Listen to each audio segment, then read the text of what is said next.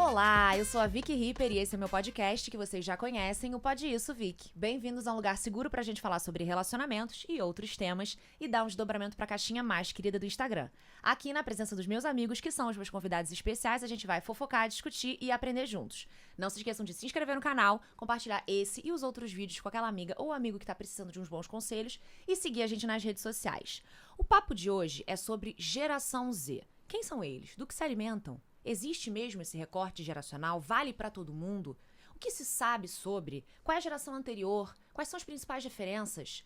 Vamos falar sobre isso com dois convidados muito especiais que entendem muito mais do que eu do assunto. Hoje eu tô aqui de ouvinte, vou só provocar, só fazer um monte de questionamentos porque eu quero aprender também mais sobre essa galerinha que tá vindo aí, né? Matheus Sodré e Bia Félix. Gente, contem pra mim. Primeiro, obrigada pela presença de vocês. Obrigada pelo convite. Vamos lá. Quem é a geração Z? Isso existe, não existe? Como é que é isso? Fala aí um pouco. O que vocês acham? Vocês são geração Z. Eu sou geração Z. Vou começar então com o meu take. Primeiro, tô muito feliz de estar aqui ao lado de vocês. A geração Z, quem são? Falando. Eles começam aí em 97 e vão até os nascidos em 2012. Então, a gente tem uma variação entre a geração Z. Por exemplo, eu sou das mais velhas da geração Z, eu tenho 22 anos. E tem a galera, tipo, minha prima novinha, que tá ainda na adolescência, nasceu, tipo, meados da década de 2010 pra frente, enfim. São uma geração muito imediatista, por quê? São a primeira geração que nasceu com o advento da internet. A internet estava se popularizando quando a gente foi crescendo. Então, a gente foi crescendo junto com a internet, diferente das gerações anteriores que cresceram, viveram um tempo sem a internet, que era muito diferente. Como eu. E depois tiveram a introdução a esse novo mundo. Então, acho que essa é a característica principal, assim. Você diria que eles são, então, os nativos digitais. Exato. São as pessoas que não... Você nem lembra da vida sem internet, né? Cara... Pouco. Eu lembro muito pouco porque eu nasci no interior, eu cresci no interior. Então, acho que isso também teve grande influência. Mas o meu pai, ele já era uma pessoa entendida da tecnologia e tal. Então, eu fui introduzida à internet, ao mundo dos computadores, assim, muito cedo. Eu lembro que eu fui a primeira da minha turma a ter celular. Então, eu tinha, tipo, o celular da Xuxa. Eu tive também Clássico. Aqueles que era do meu pai, depois ele repassou pra mim, aí eu levava pra escola. E eu também jogava, eu lembro os jogos, etc, assim. Então, eu comecei muito cedo nesse mundo por grande influência do meu pai. Entendi. E você, Matheus? Acho que vale trazer um pequeno adicional, assim, porque é a geração Z, porque o Brasil tem um fenômeno muito engraçado com isso, que é, como a gente faz parte do sul global, ou seja, né, de países subdesenvolvidos, dito assim, a gente recebe muita cultura americana, do estadunidense, desde sempre. E especificamente nessa virada digital, nesse momento de globalização, a gente tem um pequeno déficit de tempo, né? Então, por exemplo, eu nasci em 95. E aí, para todo efeito, eu sou considerado zillennial, que é uma pessoa que nasceu nessa transição. Então, eu nasci com VHS, enfim, eu tive a internet chegando na minha casa, eu vivi uma infância 100% analógica, eu não tive smartphone na escola. Então, eu peguei esse período ali no caminho. E é muito interessante porque, especificamente no Brasil... culturalmente, a minha infância foi de uma criança dos anos 90 na cultura global. Porque a gente recebia depois os produtos culturais americanos, tanto tecnológicos quanto, enfim, programas de TV, tudo, música, referências cultura. De moda, tudo. Até a gente conseguir alinhar isso e tudo ser real time, a gente teve uma diferença, né?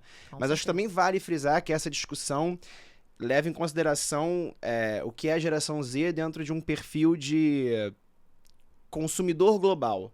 Né? Então, assim, uma classe média global, que envolve a classe média tanto de países como o Brasil, como também Estados Unidos, né? Então, a gente recebeu muita cultura globalizada, a gente consome isso, a gente tem acesso a bens de consumo e a gente faz parte do demográfico que está inserido cultural e tecnologicamente no momento, no zeitgeist, por assim dizer. Que é um pouco diferente da gente entender isso como uma coisa massificada. Até porque o Brasil é um país com uma profunda desigualdade social e isso também produz uma diferença grande no que é a geração Z, né? A gente não consegue tecer diagnósticos sobre o que é a geração Z no Brasil de forma massiva, de forma ampla, porque você tem públicos muito diferentes, com realidades muito diferentes, assim. A gente tá falando de uma bolha aqui. Exatamente. Tudo que a gente falar nesse episódio, eu acho que é importante frisar Exatamente. que é um recorte das pessoas que têm o poder aquisitivo para se equiparar à tendência que tá lá fora, né? Então, assim, é muito diferente. A gente não tá falando de uma coisa Porque o Brasil, exatamente como você falou, o Brasil é muito peculiar, é muito diferente de um país da Europa, é muito desigual, né? Sim. E isso pesa muito na hora de falar desse assunto. O que também não significa que culturas periféricas não estão digitalmente inseridas, Claro. né? É mais interessante pensar isso como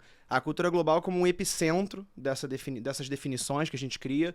Inclusive, essas definições vão estar muito amparadas em pesquisas anglo-saxãs, né? Então, onde a gente tem mais dados mesmo é lá fora, né? No Brasil a gente tem estudos, mas são menos, evidentemente. Com um demográfico mais difícil de ser pesquisado. Mas é mais interessante pensar que existe um epicentro do comportamento de consumo e seguindo para outros lugares, né, um pouco mais distante deles, você vai ter periferia, etc. Então você tem um movimento ali de... Não é que a periferia não faz parte do digital. Tanto é que, na verdade, ela dita uma série de tendências digital. Ela está plenamente inserida, né? Todo mundo tem um smartphone. Todo mundo faz parte desse tipo de discurso. Inclusive, a gente vê uma mobilidade social particular em influenciadores que vêm da periferia, produtores de conteúdo da periferia. Então, não é que eles não são personagens ativos. É que eles têm características um pouco diferentes por terem um contexto socioeconômico diferente de quem está sendo pesquisado na hora de definir essas gerações, assim. Exato. Então, acho que... Também fazendo um adendo aqui de uma perspectiva mais do marketing, né? Que foi quem começou, na verdade, com essas segmentações entre gerações. Eu sou publicitária, então acho importante a gente trazer esse lado também, porque cada vez mais a gente fala que as idades são conceitos subjetivos. Então, você pode ter 40 anos e viver um estilo de vida muito mais jovem do que uma pessoa de 25, que às vezes tem 3 filhos já está em outro momento, e aquela pessoa de 40 sem filhos viaja o mundo, então ela vai levar um estilo de vida às vezes muito mais próximo da geração Z do que a pessoa de 25. Mas qual é ainda a importância da gente falar em gerações no contexto das segmentações do marketing? É muito menos sobre delimitar os gostos e padronizar os gostos, que eu acho que é esse ponto que você tocou que é o mais importante, é relacionado ao que aquela pessoa viveu.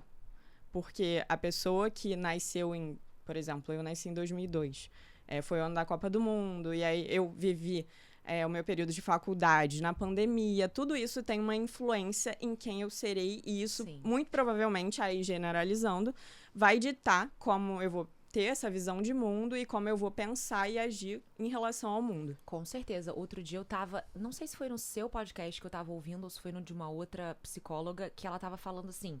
A geração Z se tornou adulta na pandemia. Ela viveu rituais e momentos muito marcantes da vida de um jovem, da vida de uma pessoa, em casa. Isso é aterrorizante, cara. Aterrorizante. E eu até tava escrevendo sobre isso outro dia, assim. Eu tinha 25...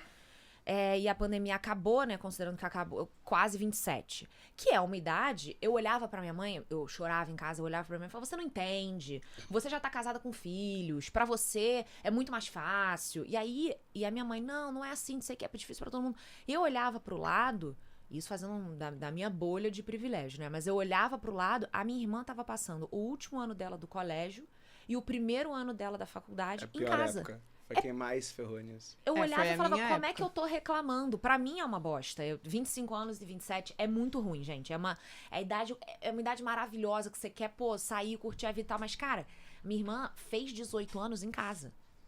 Isso, entendeu? Não, e são momentos justamente onde você não sabe quem você é. São momentos onde você acha que você é muita coisa e você descobre na marra que você não é. Então você vai encher a cara, você vai usar substâncias, você vai em chopadas e festas questionáveis. Ou você não vai conhecer outras pessoas, mas a perda dessa materialidade é muito problemática. Porque eu sinto que é até legal ser trazido isso de ser formado em publicidade, porque eu também sou... você é da SPM também, né? Eu sou formado na SPM também. Legal.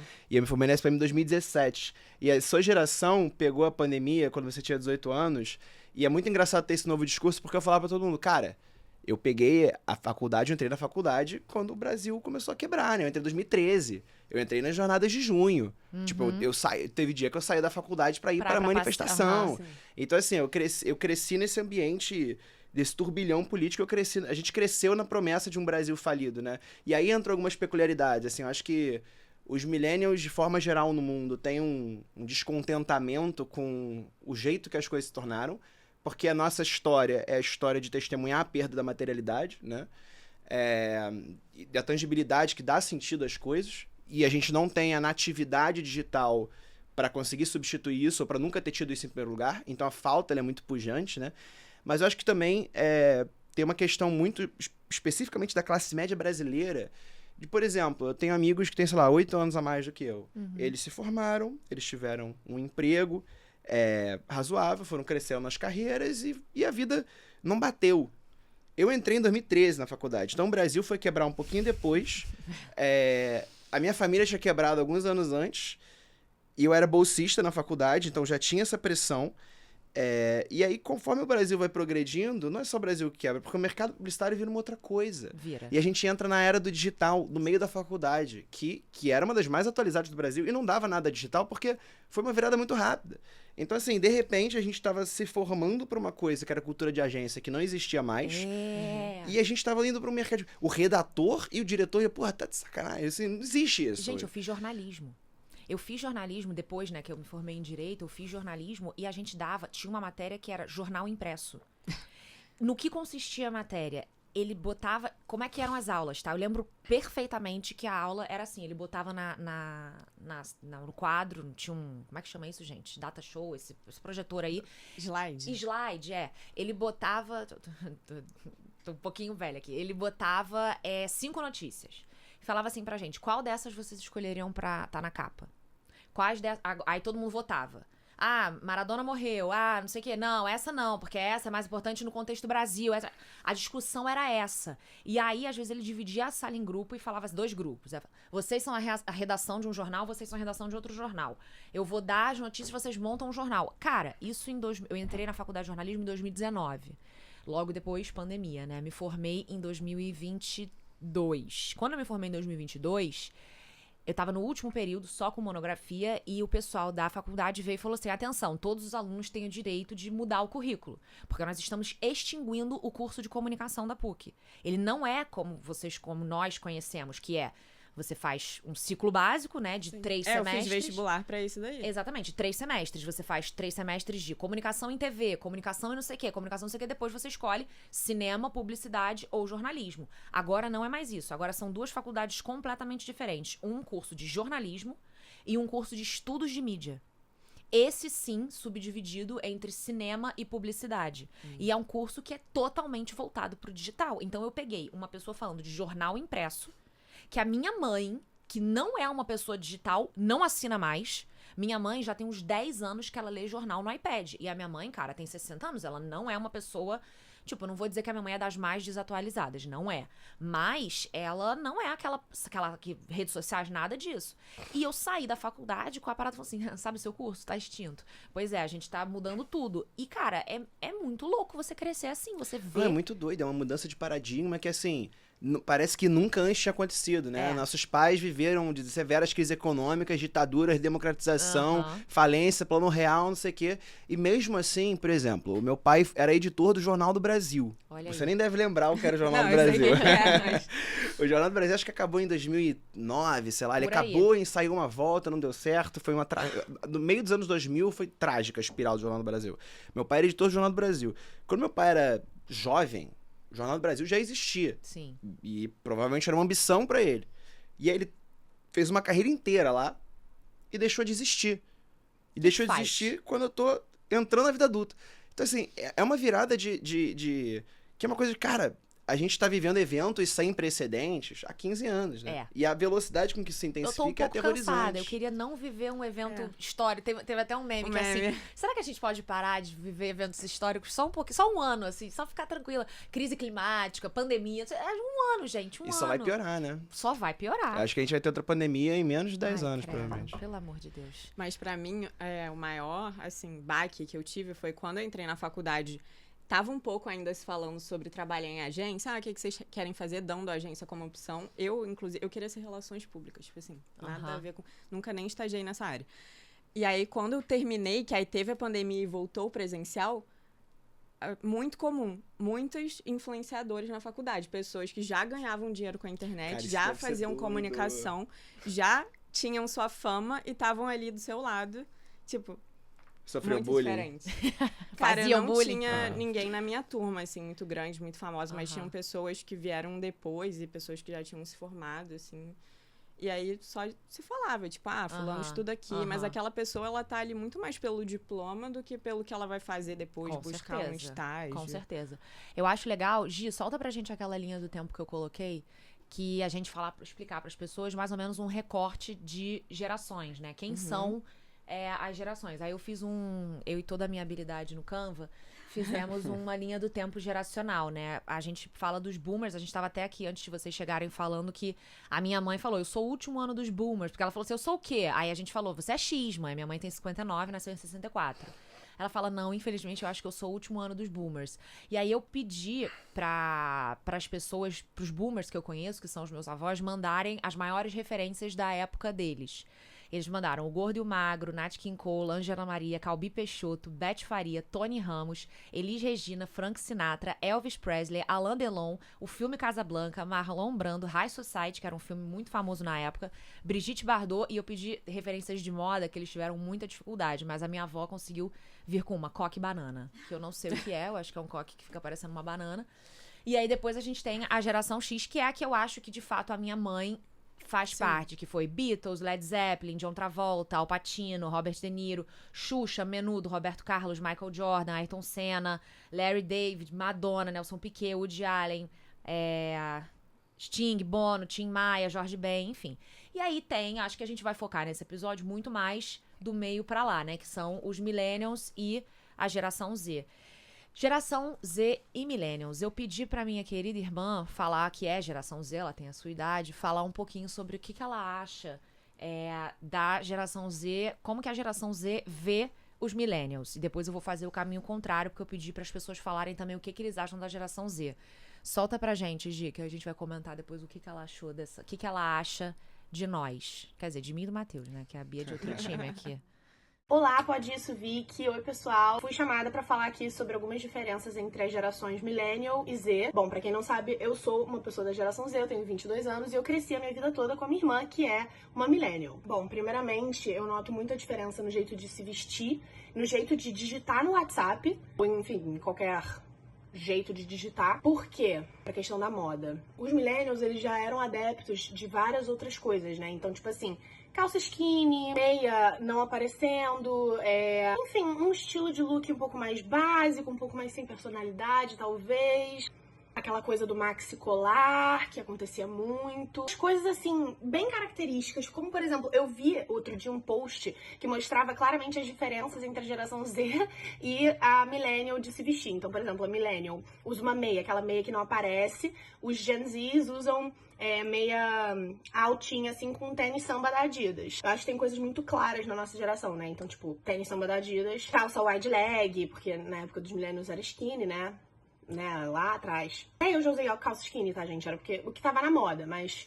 Enfim, isso de digitar no WhatsApp é muito real, gente, meu Deus. Os millennials, eu sinto que eles escrevem, tipo, com ponto, com vírgula, com a maior concordância possível. Gen Z, se você entende uma mensagem de texto da Gen Z, você tá de parabéns, porque a gente realmente escreve em código, tudo abreviado. Uma coisa também que eu preciso falar. Gente, só porque eu sou Gen Z e eu não tive Orkut, não quer dizer que eu sou uma pessoa menos vivida que vocês não, tá? Mas enfim, deixa quieto, né? Porque minha irmã me disse isso a vida inteira. Você não sabe o que é viver, você não teve Orkut. Acho que outro ponto importante que a galera millennial, eles sabem mais o que é ralar, eles têm mais essa cabeça mais fechada, mais dura, porque a vida ensinou isso pra eles. A Gen Z, eu sinto que é muito uma geração que passam muito a mão na nossa cabeça, tudo tá ok, tudo bem ser diferente em X, Y, Z, e tudo bem, realmente, mas tem alguns aspectos que, vamos lá, né? Vamos querer melhorar isso aí. Não é só porque eu sou Gen Z que eu concordo com tudo da Gen Z, tá, gente? Eu acho que a nossa geração, ela tem várias falhas, mas, e isso da galera millennial, eu acho que eles sabem como é ralar na vida, porque a maioria já foi, tipo, extremamente esculachado, porque era uma época que, enfim, né, não se passava muito a mão na cabeça, o pessoal não sabia que dava pra ganhar dinheiro com tigrinho, nem com Instagram, nem com TikTok, nem com nada assim. Eles julgam um pouco, os millennials, eles julgam. Ah, mas você é Gen Z? Tipo, é um termo meio pejorativo, entendeu? Vamos entender aí o porquê. Acho que vocês estão tendo bastante ajuda da minha irmã pra entender. As minhas amigas consideram muito a geração millennial como uma geração um pouco vergonha alheia, um pouco cringe. Cringe, né? Esse termo, inclusive, é bastante usado pra se referir a eles. Eu, inclusive, perguntei pras minhas amigas, o que vocês acham dos millennials? E a maioria respondeu cringe. Gente, fiquem atentos aos emojis, tá? Galera, millennial, parem de usar aquele emoji rindo com um chorinho. Não é legal. Vamos evitar esse. É isso. E aí, o que vocês acham de tudo isso que ela falou? Primeira coisa de tudo, eu tive Orkut, eu participava de comunidades. Mentira! E aí começaram os meus recebidos, porque eu participava da comunidade de amostras grátis, e aí eu me inscrevia pra receber amostras grátis, elas chegavam na minha casa. Juro, Gente, era muito legal. Eu tô passada. Você tinha Juro. quantos anos? É. Cara, eu era muito nova. Você tinha, tipo, 9? O Orkut acabou o quê? 2010? Foi, 2011, é. tinha por aí. Eu lembro que, tipo, 7 anos eu acho que eu tinha Orkut. Gente, caraca. Fazenda Feliz. Bom, eram bons tempos, né? Cara, acho que tem algumas coisas engraçadas nessa disputa, né? Aham, Porque, assim, primeiro que eu acho que é uma disputa que é sempre divertida. Eu, por exemplo, como millennial trabalhador, sempre falo pra galera mais nova, cara, vocês não sabem o que é trabalhar lá. Mas, assim, de forma geral, cara, é muito... São gaps naturais, né? Claro. Tipo, em 2000, nos anos 10, a gente olhava com horror pra galera 10 anos mais velha que a gente. Ah, calça skinny. Tipo, a calça skinny é, pô, resultado de toda uma movimentação de moda, de recessão. Então, tá muito mais relacionado não a comprar roupas em volume. Não que fosse político isso, né? Mas é reflexo de um momento político do mundo, que é o indeslize, etc., que tem muito a ver com o momento de recessão depois do crash de 2008 e tal. Aí você pega, por exemplo, o jeito de falar, tipo, isso não é geração Z, isso aí é internet slang, né? Tipo, qualquer pessoa que usa o Twitter fala assim, tipo, não tem... Esse senso de autoimportância é uma coisa que a gente, entrando ali nessa casa dos 30, tendo adultos, hoje, né, existem adultos com uma cabeça radicalmente diferente da nossa. Sim. Há pouco tempo atrás, antes da pandemia, nós éramos os únicos adultos jovens possíveis, né? Sim. Então a gente tá aprendendo a ceder esse protagonismo, né? E a geração que vem, ela nunca vai estar cedendo esse protagonismo. Então, um senso de importância grotesco, uma ideia de que todo mundo é constrangedor, menos eles, que geralmente são os mais constrangedores por N motivos. Quando ela fala um jeito de se vestir sem personalidade. Gente, cara, a geração Z toda se veste igual. Não, gente. é porque a geração Z é isso, é uma configuração de TikTok, né? E pensando assim, mais uma vez, né, nesse caso seria um corte, nesse recorte classe média global, papapá do TikTok, mas você pega, por exemplo, as roupas da geração Z e elas são, sei lá, 45 cores diferentes. E aí tudo parece que é hiper personalizado, mas na verdade são infinitas combinações da mesma coisa, entendeu? Óbvio. E, porra, isso também se estende a algum nível pra gente, isso se estende a algum nível pra todo mundo, assim. Só que a geração Z, ela tem uma coisa mais nichada, porque eu acho que... E aí é uma tese não muito embasada, né, de algumas leituras, mas eu acho que pela ausência de materialidade, a gente sabe quem a gente é baseado nas convivências que a gente tem, nos lugares que a gente frequenta, nas amizades que a gente faz, em tudo que a gente tentou ser e não foi, mas principalmente tudo isso é material, é tangível, né, a gente experienciou isso. Sim. Então a nossa identidade é moldada em muito, e a nossa subjetividade como um todo é moldada em muito pelas nossas interações. A gente não tem esse digital social tão forte, ele é uma extensão. Pós-pandemia, você tem uma inversão disso, né? Então, você tem um momento onde o digital social, ele, na verdade, antecede o físico. Ele prevalece, E aí, a gente, hoje em dia, tem mecanismos onde isso prevalece. E, cara, você tem interseções geracionais aí. Por exemplo, a geração Z é extremamente gamer. Mas ela não é gamer da forma que a gente imagina da pessoa no quarto jogando controle. Ela joga Roblox, ela joga Fortnite. Eu jogo Fortnite. Não sei nem o que é isso. Eu não jogo, por exemplo. Eu Roblox sou geração Z, aí se generalizar... Eu não Exatamente. sei, Geração eu não sei Z é nem o gamer. que Se você for pro isso. individual, tem sempre muita nuance, intercâmbio, assim. Só que a briga é sempre isso, é um choque de realidades que, na verdade, pô, daqui a 10 anos vai ter uma coisa ainda mais alienígena, falando assim, Exato. nossa, geração Z... E vai São assim, os essa. cringes. E aí a geração alfa que realmente, não quero nem saltar pra lá, mas assim. Pois é. Esses aí vão ser indecifráveis, assim. Indecifráveis, Não. mas eu acho que tem algumas coisas que são, de fato, diferenças que são peculiares à geração Z, e tem coisas que são só os jovens que são Exato. jovens hoje. Exatamente. Exatamente. E, inclusive, muitas das características que atribuem à geração Z que eu acho que ainda vão ser mudadas, que a geração Com Z vai certeza. mudar a cabeça Sim. dela. É. Uma delas é em relação ao mercado de trabalho, que é essa Tomara. visão bem idealista É. de equilíbrio entre trabalho e vida pessoal, que eu quero, todos nós queremos. Todos e eu nós. conheço pessoas mais velhas que também querem, porque É quem não lógico. quer Quem não ter quer. Exatamente, equilíbrio isso é entre trabalho e vida intergeracional. pessoal. Exato. A questão é, você vai conseguir implementar isso? E eu acho certo que toda geração que venha tente implementar a mudança, traga o questionamento, porque senão a gente não tem a mudança. Total. E é muito interessante porque isso você tá trazendo, principalmente de você ter questões intergeracionais que se repetem, né? Temáticas que se repetem. É só você pensar, tipo, os millennials já têm um senso de narrativa. Tipo, a gente era uma coisa, tanto que você vai pegar, se você puxar em arquivos de internet, etc., a análise sobre o que são os millennials em 2001, a Total. perspectiva é outra. Totalmente. Por quê? Porque eles estão ali com 15 anos, com 20 anos, né? Então você pega a virada dos anos 10, etc, e você tem uma leitura sobre os milênios. Agora é outra leitura. Então, assim, o que vai ser a geração Z não é o que ela é agora. O que ela é agora é ela botando o pé no mundo. O que vai ser ela frente aos extremos climáticos, frente à hiperdigitalização, frente a uma galera que vai ser talvez muito mais competente do que eles mercadologicamente, porque acho que eles vão sofrer muito mais com a substituição de mão de obra a níveis mais especializados do que a gente. Então, assim, tem uma questão aí, né, de faltar história pra contar ainda. E isso faz muita diferença mesmo. Falta história pra contar, exatamente. Eu acho que a gente ainda não sabe. A gente ainda não Sim. sabe, porque a geração Z é a geração do momento. Mas eu vejo, por exemplo, é claro que toda geração que vem é sempre muito mais evoluída no sentido de inclusiva, propagar a diversidade. Toda geração. Eu sou mais que meus pais, meus pais são mais que meus avós, minha irmã é mais do que meus filhos vão ser mais.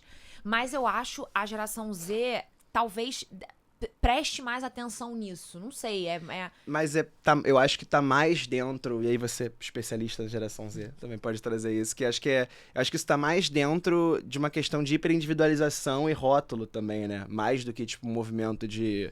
Claro que tem a questão da diversidade que já é introjetada neles desde sempre. Sim.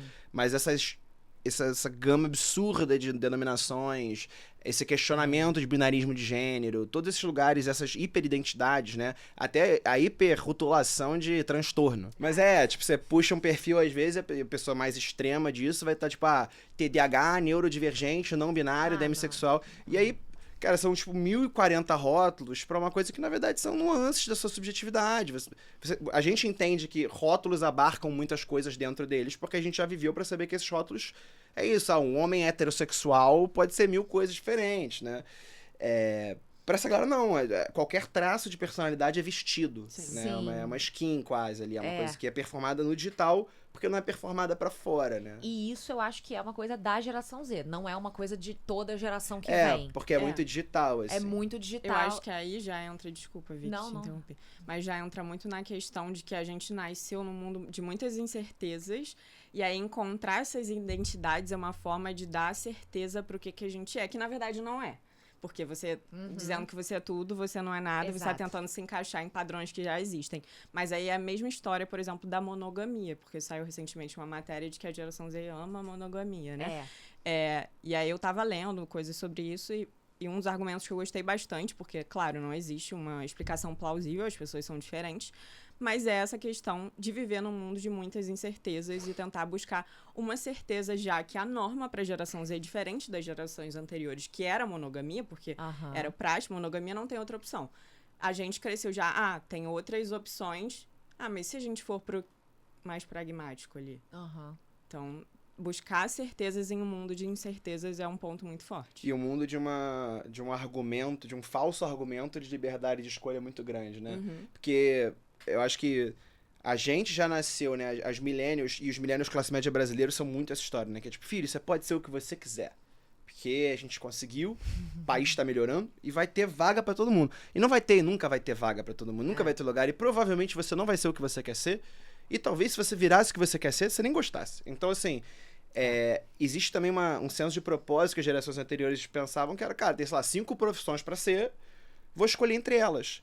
E a verdade é que, de certa maneira, não faz muita diferença você viver num sistema que você escolhe 5 profissões ou num sistema que você tem a falsa ilusão de poder escolher 200. Porque, de certa maneira, o que você está lidando aí não é mais opções, é um fatiar, né, dessas mesmas opções. Falando isso no sentido de que a geração Z é uma geração cuja falsa liberdade de escolha de 1 milhão de coisas diferentes e a ausência de materialidade para entender mais do que liberta. Exatamente. Assim. E acaba colocando você num mar de rótulos, porque, cara, é também uma geração muito passiva no seu consumo de informação. E isso é uma questão algorítmica, né? Tipo, e aí é uma questão da geração deles mesmo, porque é tecnológico. Tipo... E eu acho que a gente, como criador de conteúdo, tem muito essa miopia também, porque a gente tá em constante questionamento, só que a gente esquece que os usuários estão ali, geração Z é uma geração que consome muito mais do que produz. Sim. Então, tá muito passivo ali. Então, eu acho que às vezes a gente fica com essa miopia de, poxa, será que não estão questionando que nem a gente? Às vezes a pessoa olha um vídeo, então é isso que a pessoa falou. não pensa. Tipo, Sim. E os vídeos são entregues, como você falou, você não vai buscar. Não, a internet Vem navega pra você. você. E aí você fica com aquela falsa impressão de que o algoritmo te conhece, de que... Não é que o algoritmo te conhece, mas que todo mundo pensa igual a você e que você tá com a razão e não sei o que. Na verdade, não. É um recorte que o algoritmo fez pra você. E, pô, é um bagulho aterrorizante, assim, porque quem é o algoritmo? Quem é É o uma empresa algoritmo? bilionária do Vale do Silício. Então, assim, tudo o que você consome de informação... A gente tem uma média de 5 a 8 horas no telefone por dia, vai? Ou mais. Cara, tudo que você consome ali... Primeiro que é uma coisa que eu sempre falo, que é você não navega a internet, como a gente navegou a internet. A internet navega você. Isso. Então, assim, você já vive... Cara, é a coisa mais análoga possível ao mito da caverna do Platão, assim. Chega a ser risível o quanto é uma metáfora simétrica, assim. Porque, realmente, você fica parado e ficam projetando coisas na sua frente. E aí, aquilo, o seu scroll... Você não tá descobrindo nada. Aquilo tá sendo curado pra você. E curado pra você com direcionamento. E é uma curadoria que todo mundo fala, ai, meu algoritmo, nossa, eu treinei ele pra ser perfeito. Óbvio, pô, ele que tá treinando você a achar as coisas. E se ele quiser começar a deslizar informação referente a outras coisas, como você já presume que aquilo é o seu campo de concordância identitária, você vai topar. Então tem muito interesse pra saber como a geração Z vai lidar e driblar essa passividade, principalmente política, mas ideológica, de consumo, etc., a partir do momento que tudo que eles recebem é direcionado para eles. E eu não sei se a gente vai ter um momento desse despertar, porque eles já são, por exemplo, já rejeitam muito a coisa de ser high profile, né? Você tem um influenciador, uma galera que conversa muito entre si. Sim. O maior tráfego do Instagram, por exemplo, o maior envio de vídeos e imagens, etc., nas mensagens, não é nos posts. Tá. Então, assim, você tem uma comunicação individual, privada dentro das redes sociais, que é um comportamento diferente do auge da era do social media, que eu acho que vai mudar muito nos próximos anos. Sim. Agora, como o algoritmo vai se adaptar e como a geração Z vai entender, falar, caraca, eu não escolho nada. Não que a gente escolhesse também, né? A gente é reflexo de todo tipo de coisa que jogam na gente. Mas no contexto digital, a gente tinha mais autonomia. Eu acho que a gente era completamente diferente. Eu peguei, assim, a internet de escada em casa, em que eu chegava do colégio, eu tinha que fazer os meus deveres de casa e a minha mãe deixava eu ficar 1 hora no MSN. Nessa 1 hora, eu ia lá, ia conversar com a fulana, ia jogar o jogo da Barbie, ia jogar Tetris, que eu era completamente viciada, entrei na lista dos 100 mil melhores do mundo. Eu era completamente obcecada por Tetris. Ficava jogando. Acabou. Era desligar o computador, botar aquela capa transparente, que de transparente não tinha nada, e... A internet era um lugar. A internet era um lugar. Hoje, o que não é internet? Isso aqui é internet. Tudo é internet. Então, assim, você tinha menos autonomia. E isso que você falou das mensagens privadas é muito interessante, porque nessa época de internet de escada, a rede social, a única rede social que tinha era o Orkut. O Orkut, o Scrap era público e os depoimentos eram uma ferramenta feita para ser pública. Tanto que quando você queria mandar em segredo pra amiga, a primeira frase era não aceita. Porque assim, realmente era muito isso. Não tinha um lugar privado no Orkut. Sim. Tudo bem, você tinha o MSN, você tinha o e-mail, você tinha o ICQ.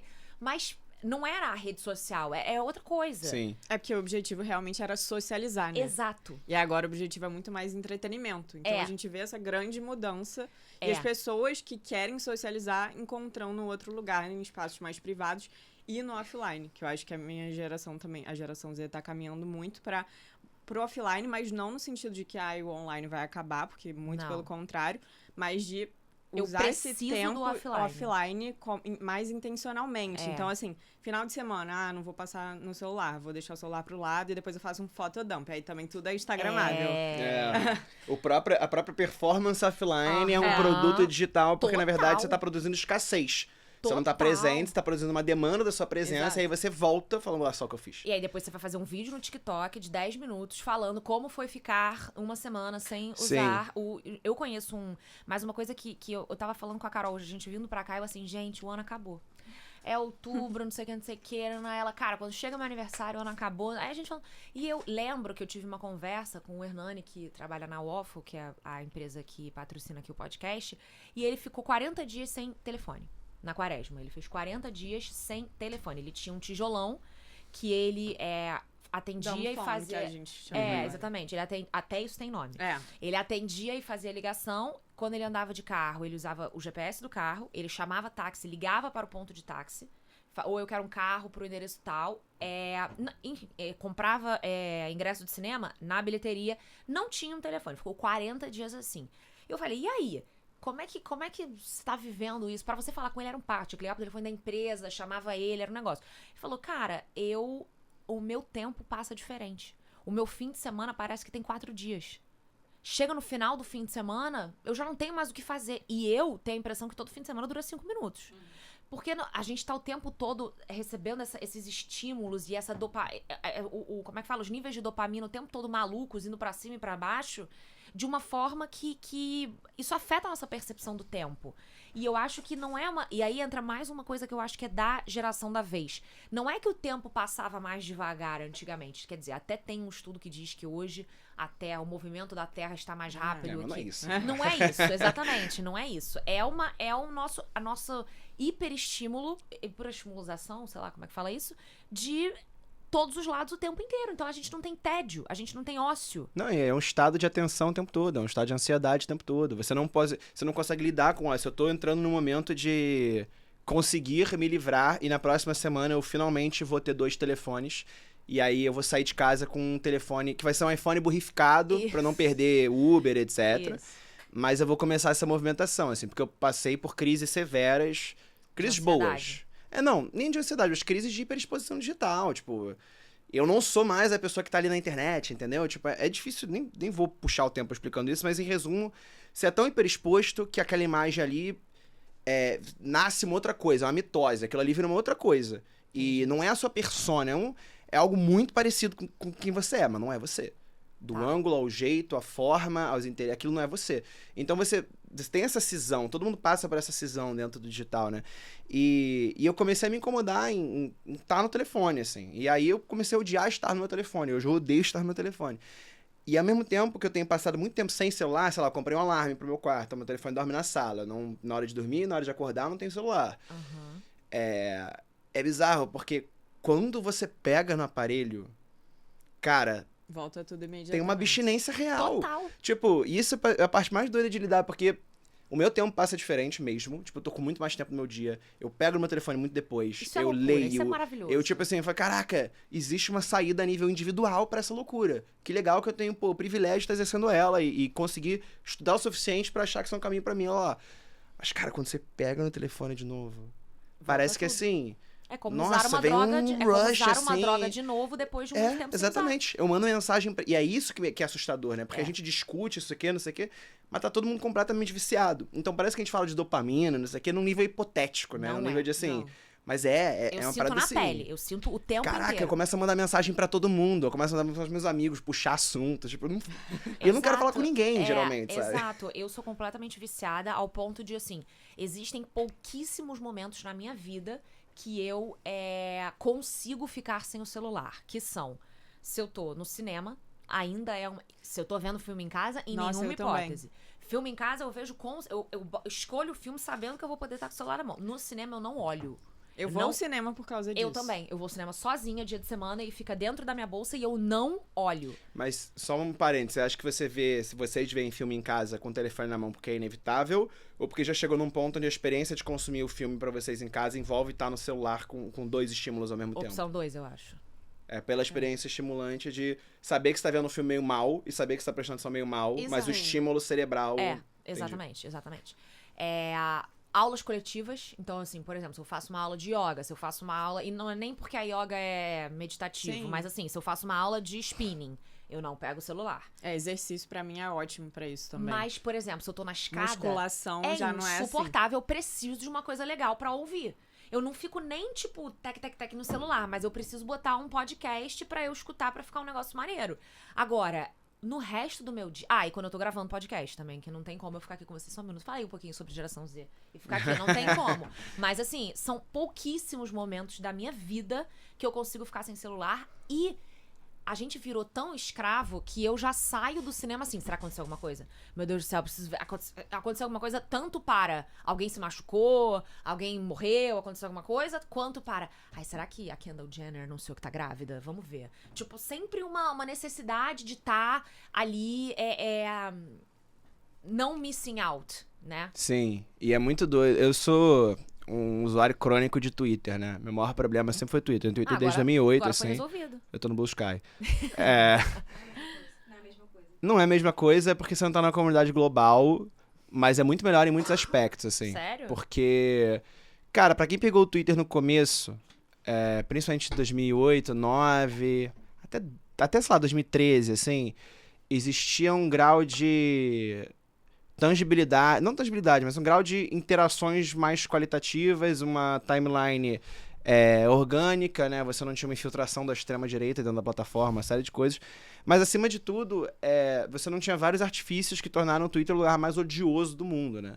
Então, assim, o Blue Sky ele é muito mais fraco na produção de cultura, né? Cultura de internet. Então, por exemplo, as páginas de memes estão sofrendo no Instagram, porque o Twitter é que produzia esse tipo de agitação, esse tipo de... forma brilhante. Porque era um lugar de embate, de extremos, de contrastes. Por quê? Porque, cara, você podia pegar uma coisa que alguém falou e falar por cima, com uma hierarquia maior. E assim, por mais que era um deleite quando alguém fazia alguma brincadeira com isso, quando você é vítima disso também, você fica tipo, eu prefiro que essa plataforma suma mesmo, porque assim...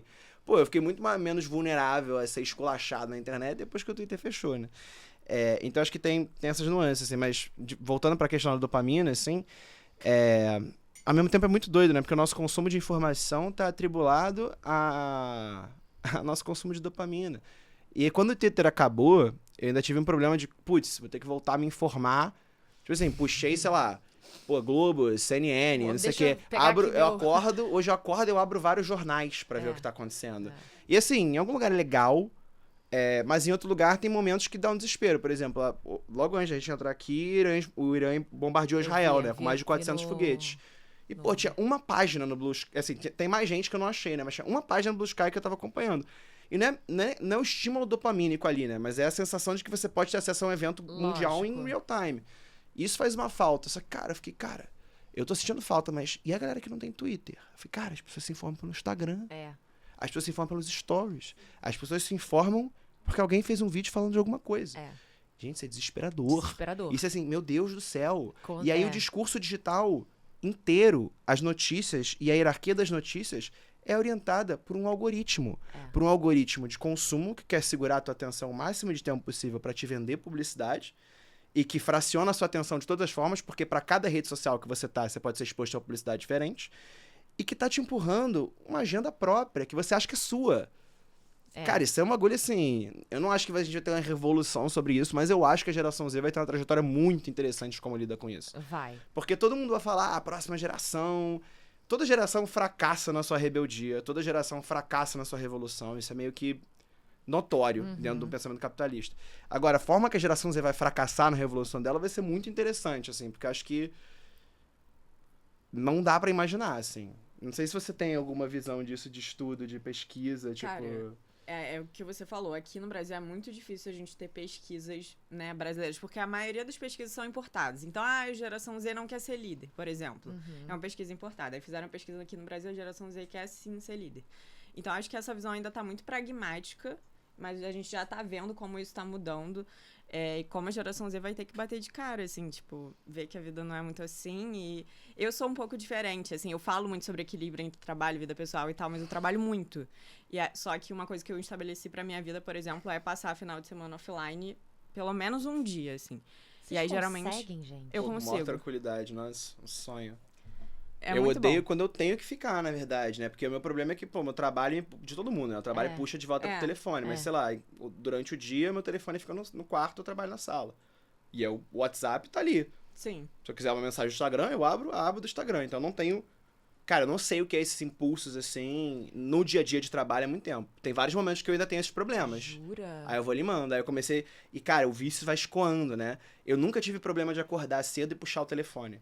Aí eu parei de fazer em vários lugares, eu comecei a acordar cedo e puxar o telefone. Aí eu tive que tirar o telefone do quarto. E vi se ele vai esgueirando, assim. Eu tenho vários hábitos, que nem você também. Eu não acordo com o telefone, faço alguma coisa antes. Não durmo mexendo no telefone, porque senão eu não consigo dormir. Eu fico pensando em um monte de coisa. Então, pelo menos, tipo, 20 minutos antes eu tenho que estar fazendo outra coisa no offline. E durante o dia, eu não sei. Por exemplo, várias amigas minhas que não trabalham com internet falam...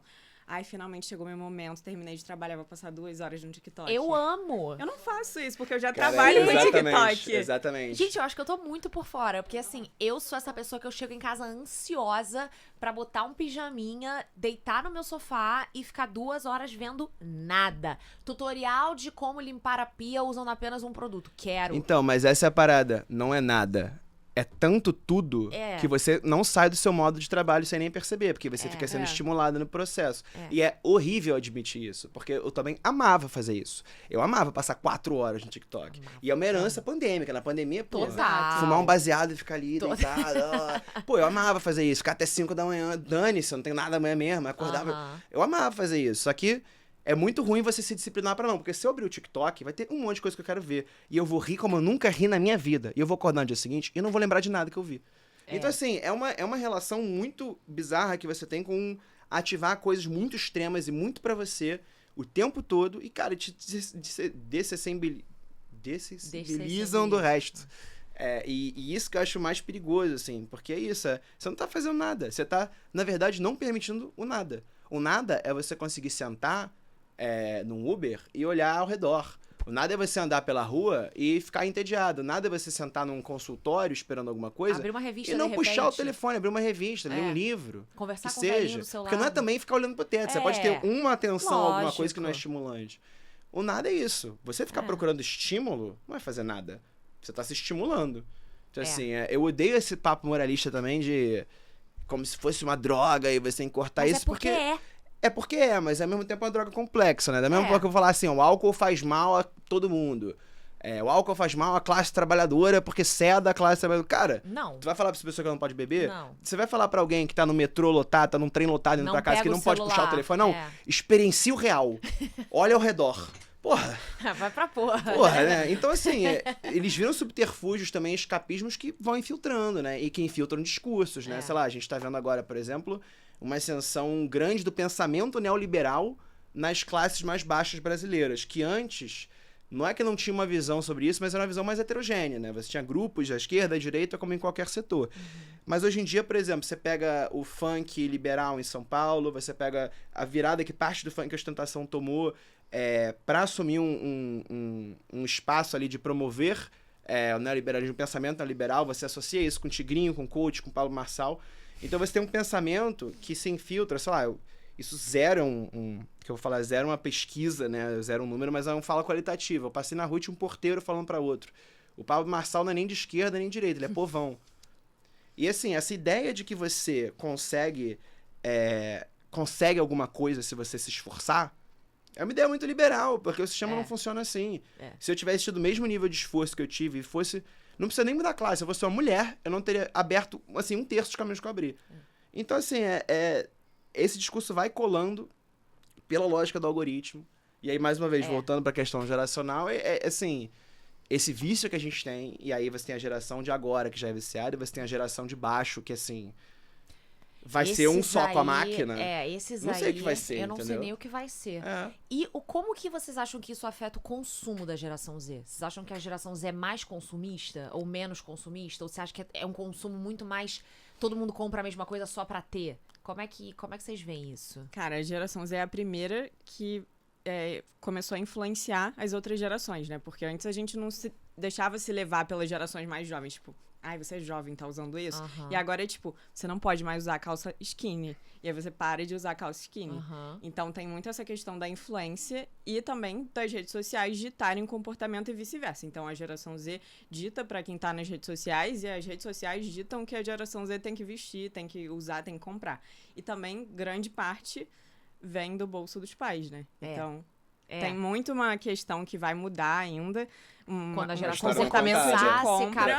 tipo, crianças comprando Drunk Elephant na Sephora. Tipo, É. eu nunca comprei Drunk Elephant, sabe? Mas essas crianças, elas são alfa? O que elas são? Elas são alfa. Elas são alfa. Alfa é o quê, gente? Quantos anos tem alfa? Nascidos a partir de 2012, 13, assim. Tá, e a tem primeira... uma prima alfa. A geração que nasceu com a inteligência artificial, né? Então, além da internet... Aí já era. Eles vão acabar com a gente. Cara, e sem nenhum discernimento do que é verdade e o que não é. Porque a questão é que o que importa como verdade material pra gente, quando você passa algumas gerações, quando você desce 2 gerações, é como se você subir agora pra geração X, por exemplo, ou até pros boomers, você vai entender que a verdade deles é uma verdade que se você contextualizar na época faz sentido, mas pra gente não importa, várias coisas. Desde coisas básicas do tipo, essas pessoas consertavam tudo na casa delas e a gente chama alguém.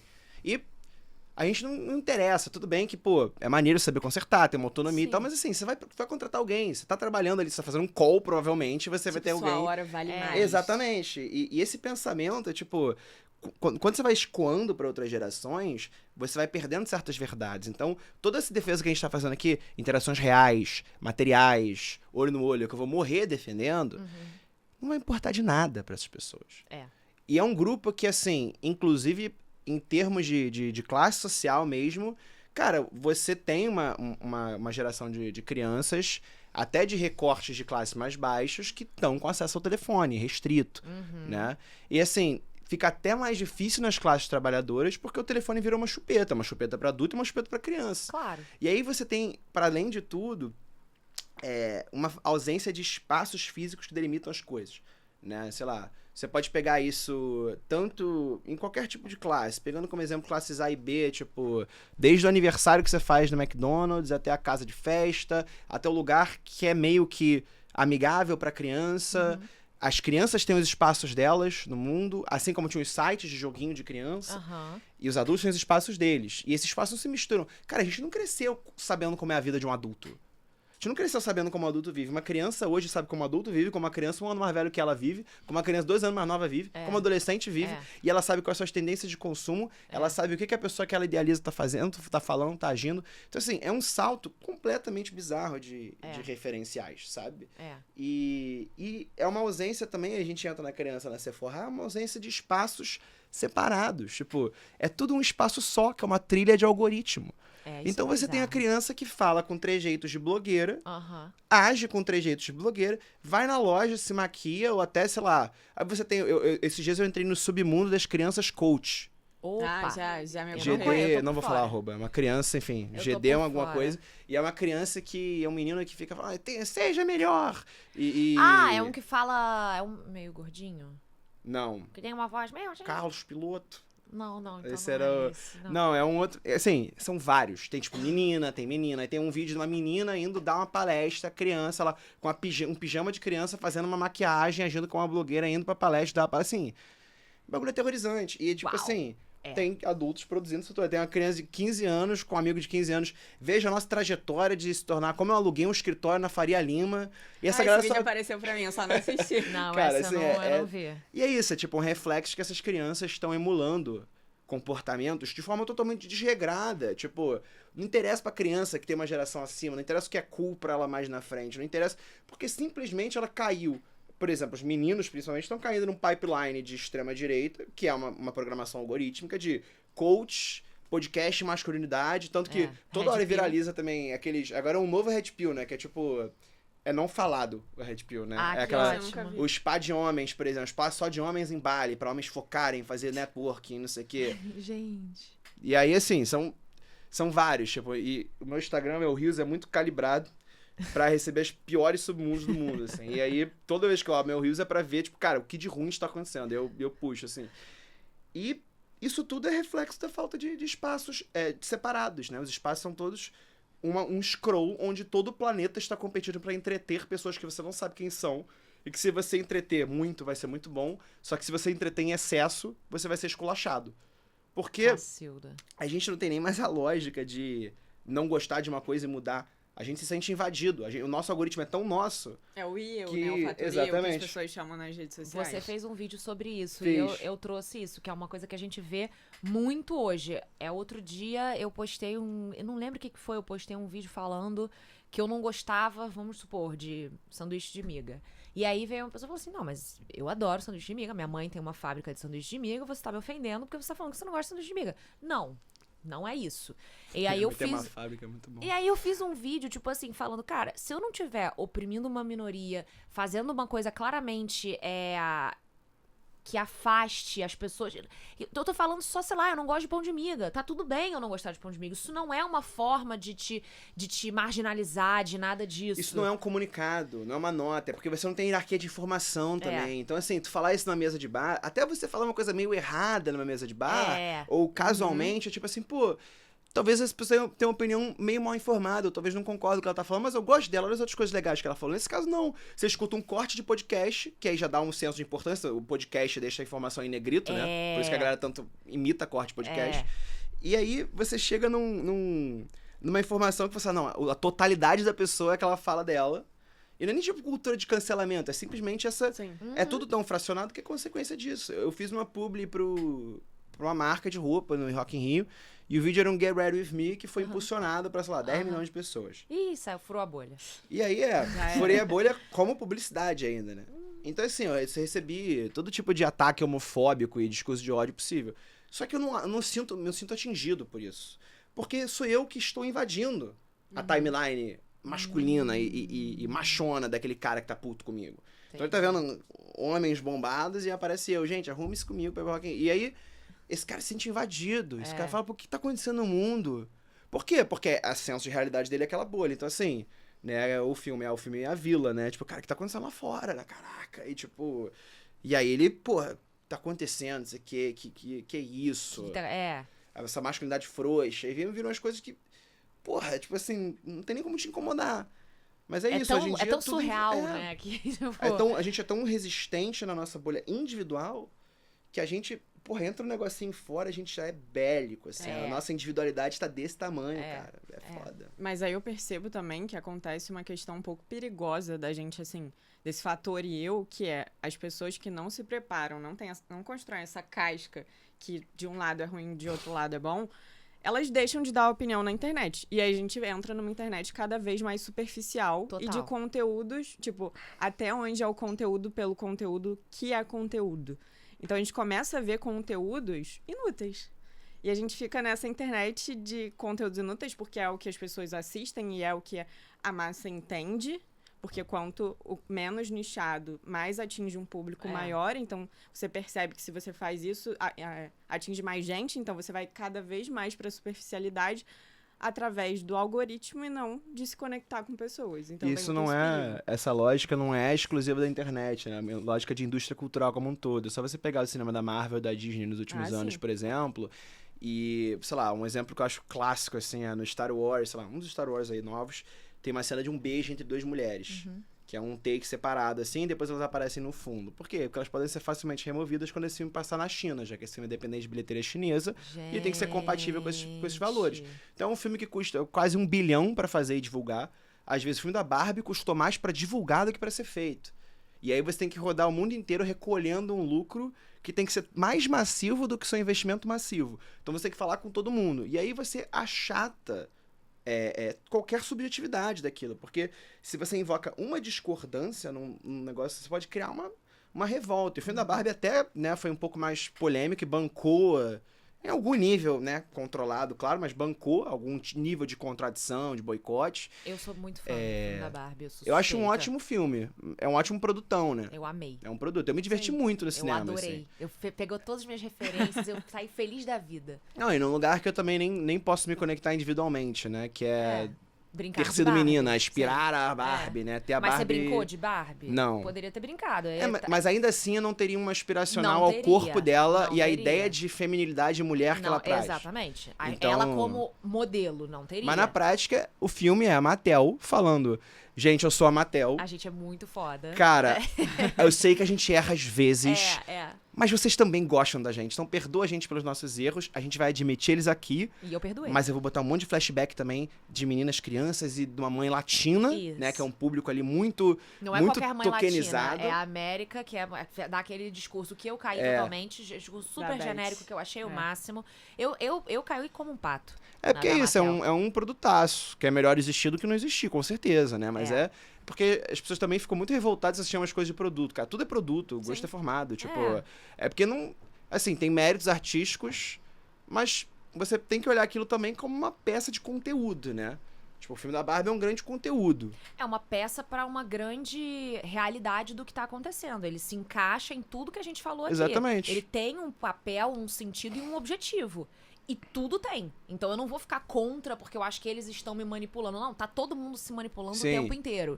Então também não vou ficar, tipo, eu não posso ver essas coisas porque essas coisas vão mudar. Ah, não, tudo vai. O problema não é você ter um filme da Barbie. O problema é só o filme da Barbie ser viável de ser feito e produzido Sim. e distribuído internacionalmente, né? Sim. E aí agora você vai ter o Barbie 2, o Polly 1, 2 e 3, sabe? E você vai Bratz. franqueando, porque a gente não consegue, nesse hiperloop que a gente tá, desse presente eterno, que não existe futuro, não existe passado, é só o conteúdo que a gente consome, quase não tem mais nada novo, né?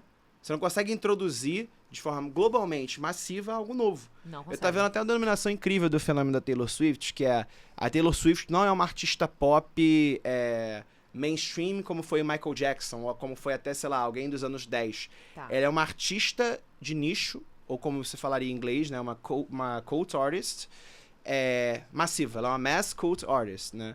A gente acha que cult, muitas vezes a gente traduz com uma falsa cognata de que é culto, né? Mas cult é de você ter um secto, uma adoração em volta daquilo, né? E a Taylor Swift é uma pessoa que é massivamente adorada. Ela tem o maior culto do mundo. Ela tem um bizarra. fenômeno que é impossível de você replicar Impossível. pra sempre. Mas ela não é o Michael Jackson. Ela não tem uma penetração na vida de todo mundo como o Michael Jackson tinha, porque ela não tem nem as condições culturais, tecnológicas e industriais pra ser introjetada dessa maneira. A Taylor Swift não passa na Rede Globo e nos 5 filmes que vão estar passando no cinema ao longo do ano. Ela não tá inserida ali. Não tem um cara na Zorra Total imitando a Taylor Exatamente. Swift. Ela Que não nem faz tinha. parte de uma cultura massiva global, porque essa cultura cada vez menos existe. Exato. Então, obviamente, nada que eu tô falando é um criticismo a Taylor Swift. Os criticismos eu tenho, mas Até não são os que eu tô porque- falando. Até porque senão vai vir Melhor uma não- chuva. É. Não, essa mulher aí, gente, o que ela movimentou nessa vida. É bizarro. Não. E que aí entra o comportamento de ser cult artist, né? É. Tipo, ela tem um nível de defesa em volta dela e um nível de pensamento é isso. Ela é uma artista massiva de nicho, né? Ela é bizarra. É o Tem um máximo que dá pra podcast chegar. muito bom, que é Is This a Cult? É um negócio assim. Que eles Pô, irado. analisam se alguma coisa é um culto. Ah, legal. É bem legal. Legal. Pô, maneiro, vou escutar. E agora passando pra os estereótipos. Um dos estereótipos, assim, mais famosos da geração Z é justamente o comportamento no mercado de trabalho. Eu vi uma psicóloga falando que como a geração Z foi criada muito com a sensação de merecimento. Vocês merecem serem o que vocês quiserem. Vocês merecem atingir todos os patamares que vocês buscarem. Vocês merecem. Isso tornou elas pessoas, também por causa do fato de elas serem nativas digitais, tornou elas pessoas muito imediatistas. Então, a gente tem um monte de memes aí que são assim... Como assim você não vai me promover? Eu já tô aqui há uma semana. Ah, não, eu não quero ser promovido porque eu vou ter mais função. Ah, não, eu não quero. E isso é meme, mas isso também é verdade. Porque eu tenho algumas amigas que têm estagiárias da geração Z. E, cara, é outro senso de compromisso, é outro senso de comportamento no ambiente de trabalho. E isso vai da forma como você se veste, a forma como você valoriza o que tem que chegar no horário, a forma como você respeita os seus chefes, como você escreve um e-mail. Então, assim, essa semana a minha amiga mandou um print no grupo assim: gente, eu tô sendo muito chata. Tipo assim, o menino traduziu um contrato e deixou embaixo assim, traduzido por não sei o que, não sei o que. Aí ela deu um print, mandou pra ele no chat da empresa assim: ô, fulano, presta mais atenção. Aí ele mandou assim, kkkk, ô louco. Tipo assim, sabe? Beleza, pra ele foi tipo, paciência, escrevi errado. Acontece. Eu acho que esses conflitos geracionais, eles têm várias relações, né? Assim, a geração Z é a primeira que se recusa a se fuder. E isso por vários motivos. Mais uma vez, reforçando, né, a geração Z aqui, ainda mais agora que a gente vai entrar na disputa de falar mal deles no mercado de trabalho, porque eu tenho coisas negativas a dizer também. É isso, assim, falando mais de uma classe média global, anglo-saxã, mas também nesse contexto Brasil e tal, só pra gente ficar reforçando isso, pra isso não sair do contexto, né?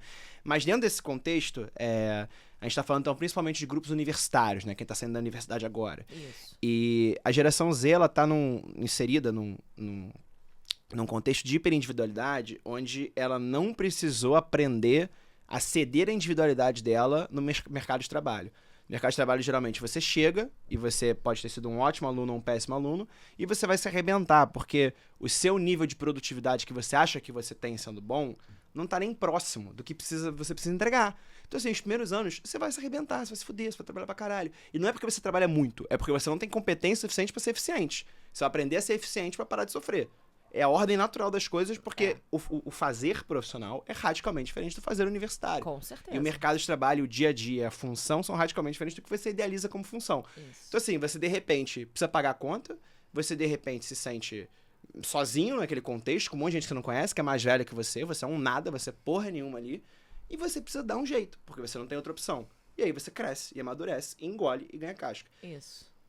Nesse período, quando a gente experienciava isso, a gente não tinha ainda um referencial como millennial, um referencial externo. Mais uma vez, a gente não consumia a vida de outras pessoas mais velhas, a gente não consumia cenários de vidas melhores, a gente não tinha uma eterna comparação do que poderia estar sendo, e nem a gente tinha, tem uma coisa ruim acontecendo comigo, deixa eu ver as vidas boas de outras pessoas aqui. Então, assim, é uma geração que não aprendeu a ceder a própria individualidade no mercado de trabalho. E é uma geração que impõe demais a própria individualidade de um jeito que aí entra uma questão zero analítica, né? Mais pessoal, que, pô, eu acho ridícula, que é uma coisa que, pô, eu entendo o contexto dessas pessoas fazerem isso, mas não adianta você ser hiper rotulado de quem você é, porque primeiro que na vida real ninguém liga pra isso. Segundo que, no final das contas, aquilo não é o que você é. Você tem 20 anos, sacou? Tipo, você tá começando a fazer as coisas.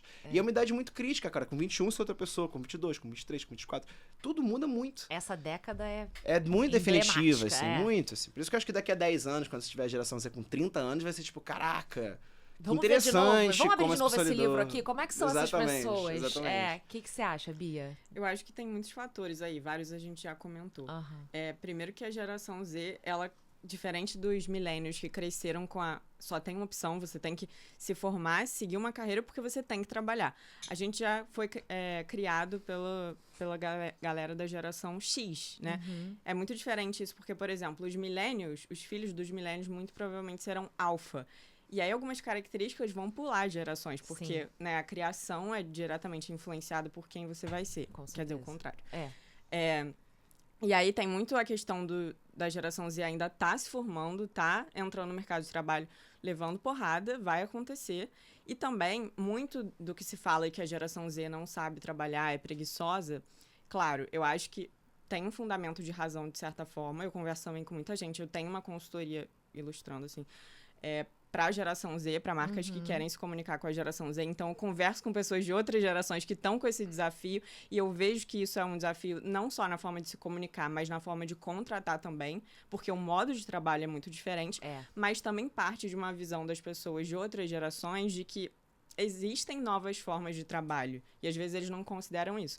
Porque a gente tem muito esse ideal imediatista nas relações tradicionais de trabalho CLT, porque a gente tem a comparação com a internet. Da pessoa que tem 20 anos e ficou milionária de um dia para o outro. Sim. E aí, claro, a gente também quer ficar, ou a gente quer virar CEO, partir de estagiário para CEO. E aí, claro que a noção de tempo fica muito mais imediatista e existe muito mais essa cultura da pressa. Mas é importante entender também que não é porque a geração Z está rejeitando esses cargos tradicionais que ela não sabe fazer dinheiro, que acho que isso é uma grande dificuldade das outras gerações de entender. É verdade. De novas formas de trabalho e novos formatos que talvez seja o momento de repensar. Por exemplo, hoje eu atuo num formato que é o formato de Open Talent. Então, você não é fixa a uma organização. Você oferece a sua expertise para uma organização em determinado momento. No meu caso, uma consultoria. E aí, depois, eu ando junto com aquela empresa para que ela consiga ter aquela expertise aplicada à empresa dela e ela consiga caminhar depois com as próprias pernas. Então, é muito mais flexível, por um lado, pela necessidade e, por outro lado, também porque a gente deseja essa flexibilidade para a nossa vida. Então, é um conjunto de coisas. Sim, sim. Eu peguei o depoimento de uma psicóloga que trabalha justamente com direcionamento de carreira para pessoas que estão hoje... Ela me guiou há 6 anos atrás. Então, ela pega muita gente que está querendo migrar dentro do mercado de trabalho ou que está entrando no mercado de trabalho e não sabe o que quer fazer. Gi, solta aí pra gente o que ela falou sobre geração Z no mercado de trabalho. Já adianto que ela defendeu bastante o pessoal. A gente está falando aqui de uma geração entre 14 e 27 anos. E o que eu posso ver muito claro, diferentemente das outras gerações? A geração Z é uma geração que quer alinhar, que busca alinhar quem é, o que é, com aquilo que faz. Né? Não à toa, quando as pessoas que estão com 24, 25, 26 anos não estão felizes com aquilo que fazem, mesmo sendo bem remunerados, às vezes, ou estando muito bem empregados, né?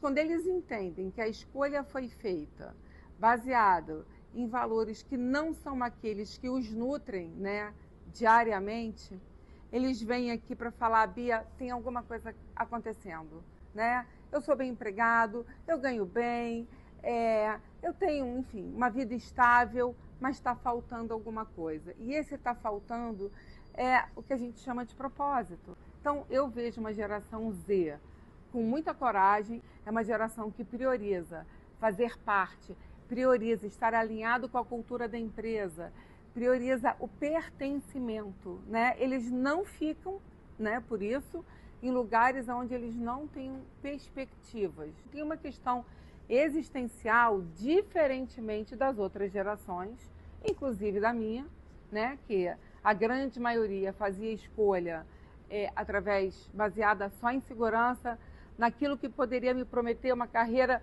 tão coesa. Existe uma frase, né, um mito que fala assim: a geração Z não gosta de trabalhar, né, é uma geração que foge do trabalho. A geração Z, o que eu vejo no meu consultório, é uma geração que busca alinhar, entende, né, a necessidade da saúde mental, do cuidado da saúde mental consigo próprio, com o todo. Então, ela busca alinhar diversidade, busca alinhar seus valores, a inclusão. Então, é uma geração, sim, que tem muito a dar, com muita diversidade, uma geração da inovação. Só precisam estar atentos e tomar cuidado, por quê? Por serem digitais, nasceram, né, num mundo muito digital, onde tudo chega muito rápido, as respostas, é tudo muito acessível, né? Eles precisam entender que alguns resultados não são tão rápidos assim. Eu acho que toda a leitura dela presume um mundo que não parece estar em tanta mudança assim, né? Tudo que a gente está falando aqui está muito relacionado à nossa relação do nosso eu, do nosso sujeito, de quem nós somos, do que nós queremos, versus o tempo, né? A geração ser alinhada e ter propósito é a mesma coisa que se falava dos millennials há 15 anos atrás, assim. Só que os millennials não tinham que trabalhar naquele momento. Quando eles têm que trabalhar, eles revêem os propósitos deles, ou até começam a pensar, pô, isso é uma coisa notória, assim, mais uma vez não dado de pesquisa, mas, cara, tem pelo menos uns 5 amigos que abandonaram o vegetarianismo nos últimos anos. Existe um abandono de princípios que faz parte também de uma mudança geracional. Existe um abandono de certas coisas, fala assim, você bate o pé e fala, isso aqui eu não vou fazer. Aí você fala, beleza, então ninguém vai te chamar pra nada. Você fala, então vou fazer. É aquele meme, joguei, tipo, todo o meu trabalho pro alto. Deixa não, eu fazer. Exatamente, tipo, acho que tem uma questão aí também de ser um momento específico. É muito fácil você falar com uma pessoa de 14, 17 anos, é alinhada com o propósito dela. Porque assim, de maneira nenhuma subestimando o que essas pessoas pesquisam, essas crianças pesquisam e entendem, mas é isso, cara, a gente só entende o que é a realidade, infelizmente, vivendo ela e sobrevivendo no mundo tempo suficiente pra se conciliar com ela. Então assim, meus amigos... mais uma vez não é um recorte, né? Mas assim, acho que o pensamento hoje é muito mais de, cara, como é que eu consigo ter qualidade de vida? Se o meu propósito... O que é o meu propósito? Em que momento eu defini o meu propósito? E a qual contexto socioeconômico o meu propósito está alinhado? Né? Então, assim, o propósito parece essa coisa imutável, essa coisa sagrada, essa coisa digna, que te move, que te coloca no mundo. Eu acho que a discussão do propósito é uma coisa muito mais aberta. O seu propósito, na verdade, nem precisa estar no trabalho. Né? E é uma coisa muito mais ampla, assim, e é uma coisa que vai mudar, o seu propósito vai mudar, porque você com 15 anos não sabe o que é o seu propósito. O que você acha sobre ele vai te guiar e vai ser uma evolução constante até você achar isso. Mas com 30 anos, seu propósito já é outro, né? Na grande maioria dos casos. Então, assim, eu acho que tem uma discrepância geracional natural, é mais uma vez aquilo que a gente falou, eu acho que ela tá fazendo uma leitura de geração de uma história que ainda não tá contada. Eu acho que o que ela chama de propósito não é essa coisa mais subjetiva e ampla que passa com essa palavra, porque é uma palavra que ela pode significar tudo, né? E tudo que pode significar tudo não significa nada. Eu acho que o que ela tá querendo dizer é que as pessoas antigamente faziam escolhas de profissões, e eu acho que isso, principalmente até a geração X, mas também os millennials, Que era assim, eu preciso ganhar dinheiro, no que eu sou bom que vai me dar dinheiro. Isso é o que nutre a minha escolha profissional, isso é o que pauta a minha escolha profissional. Acho que as pessoas da geração Z, os millennials de certa forma um pouco, mas a geração Z principalmente são pessoas que precisam gostar do que fazem. Precisam sentir prazer na hora de trabalhar. Principalmente eu falo isso porque era o que eu senti. E eu converso muito com a minha irmã e com as amigas dela que elas não veem o trabalho da forma como eu via. Mas é isso, acho isso uma loucura, assim. Tem que sentir prazer na hora de trabalhar. Cara, trabalhar que ninguém quer trabalhar. Ninguém gosta. Tem gente que gosta de trabalhar, fala, eu gosto do meu trabalho, vejo propósito nele e tal, mas assim, via de regra, trabalhar não vai ser uma coisa prazerosa, na grande maioria das vezes. E às vezes não é prazeroso por muitas vezes pra ser prazeroso por uma vez específica que você quer. Pô, eu sou uma pessoa, ia falando assim, da perspectiva de alguém que é ambicioso, que tem vontade de fazer coisa, projetos e tal. Mas, cara, eu acho que a gente acaba batendo num lugar muito específico do que é ter prazer no trabalho. E mais uma vez, eu acho que é uma característica muito de um grupo que é muito jovem ainda. E que pode se dar o luxo. Pô, quando eu tava na faculdade, eu falava, eu não vou nunca fazer publicidade de shampoo. Que coisa ridícula. Eu vou trabalhar com uma coisa que faz sentido. E a nossa geração era muito que ia salvar o mundo, né? Então eu tinha uma crise que era, cara, como que eu estou aprendendo aqui vai servir para um propósito de mudar o mundo? E eu achava que era um senso de protagonismo, quase, eu também. assim. Cara, eu nunca tive isso. Sério? Como é que era? O que você acha? Eu me vejo como uma pessoa individualista, assim. Porque eu nunca liguei muito pra opinião dos outros. Isso nunca foi uma questão muito grande pra mim. Então, eu sempre fiz as coisas pautadas no que eu queria. E acho que um ponto muito forte da geração Z, que ela trouxe, que nessa parte eu concordo, é que a gente teve o privilégio da escolha. E da escolha vem a dúvida. Aí que vem toda a crise e a questão do propósito, e que eu concordo também que não necessariamente está voltado com o trabalho, em relação ao trabalho. Mas a gente viu que as gerações anteriores, encontrando um trabalho que esteja relacionado ao propósito ou não, ganhando dinheiro ou não, deu errado. Tipo assim, burnout, ganhando pouco, trabalhando muito para ganhar pouco. As crises que a gente teve, crise de 2008, tudo isso que os millennials viveram, serviram pra gente ver que não necessariamente trabalhar muito vai trazer muito resultado, que isso não é equivalente. Então, por que não viver uma vida mais equilibrada enquanto a gente busca esse trabalho, esse propósito e conquistar nossos sonhos? Eu acho que tá muito mais na cultura da pressa, que a gente rejeita um pouco, que a gente quer viver mais as coisas. Então, assim, aquela coisa dos boomers de juntar todo o dinheiro pra aposentadoria, porque antes eles conseguiam, tipo, comprar uma casa e tal. Conseguiam. Mas eles também não saíam todo final de semana pra ir no restaurante caro. Tipo assim, igual a gente faz hoje. Não tinha tanta opção de lazer. Então a gente vive muito mais a vida aos poucos do que eles que deixavam pra aproveitar a vida sentado e às vezes esse momento nem chegava, né? A pessoa morria antes. Então a geração Z tem uma questão que é a geração mais populosa, ela corresponde a 25% da população do mundo, porque foi uma geração que, né, nasceu no momento que tinha uma taxa de natalidade alta e taxa de mortalidade diminuindo. Então, uma geração muito populosa e que vai corresponder a um poder de compra até 2030, se eu não me engano. Eles vão ser, tipo, o grupo mais poderoso economicamente falando, porque nós somos mais populosos, então meio que óbvio, né? E a população é economicamente ativa. Então, por que a gente precisa olhar para esse público? Por causa disso. Então, eu não acho que a geração Z vai ficar nessa coisa de buscar equilíbrio entre trabalho e vida pessoal para sempre, mas que isso vai pautar a decisão de seguir um caminho que permita você se dar pausas. Mais flexível. Mais flexível, você não aceitar qualquer coisa porque você não precisa, se você tem uma qualificação melhor. E aí, falando de quem se destaque, quem tem certos acessos, consegue fazer, que é escolher, eu não vou escolher um trabalho que é 100% presencial, porque eu sei que vai ter outro trabalho para mim, que eu consigo ficar alguns dias em casa. Então, o privilégio da escolha é uma coisa que está presente nessa geração, mas, de novo, trazendo um recorte de classe. Isso que eu ia falar. Claro. Essa questão toda, inclusive, da geração Z no mercado de trabalho. Ela é muito mais recortada do que todo o resto que a gente falou. Exatamente, porque a gente está falando de quem pode escolher. Sim, com né? certeza. E teve essa parada que você trouxe também das coisas que são intergeracionais, é muito que ela fala ali também, porque ela fala, sei lá, porque a saúde mental é importante. Sim, é para todos nós e para cada vez mais gente, né?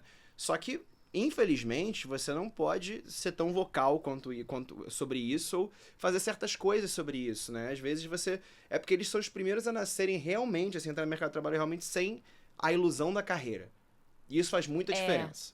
Porque aí você não confia na já falsa meritocracia de que se você se esforçar, você vai chegar lá.